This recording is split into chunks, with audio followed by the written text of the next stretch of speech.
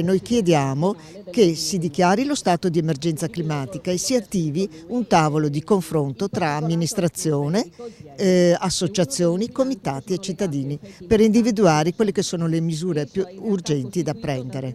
È stato ribattezzato dagli stessi organizzatori un flash mob a difesa della salute, quello messo in atto da diverse associazioni e comitati davanti alla sede dell'ULSS di Piazzale Giustiniani a Mestre per denunciare i continui sforamenti dei livelli di PM10 di queste settimane e più in generale di una situazione che si ripete costantemente da anni, tanto da aver portato il Comune di Venezia ai primi posti in Italia per inquinamento. Perché in tuta bianca?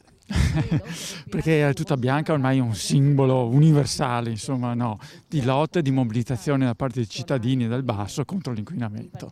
C'è bisogno veramente di questa mascherina per girare a Mestre?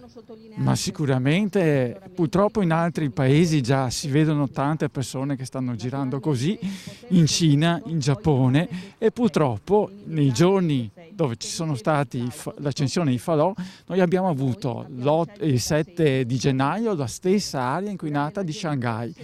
Là aveva una mascherina, probabilmente serviva a portarla anche qua. In Italia, sostengono i manifestanti, i decessi legati all'inquinamento sono 80.000, in Veneto 10.000. Un'emergenza dalla quale non si esce con provvedimenti tampone, ma attraverso azioni strutturali che chiamano in causa tanto il governo nazionale quanto le amministrazioni locali. Spendiamo dei soldi, che sono soldi importanti, pubblici tra l'altro, per cambiare i mezzi che sono vetusti, per permettere anche che gli abbonamenti siano più economici, eccetera, eccetera. C'è una misura che voi proporreste proprio come la più urgente da adottare?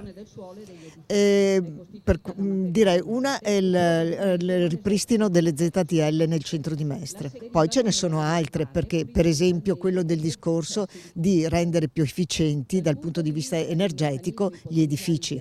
Però questo si tratta di un programma che richiede anni, che richiede tempo.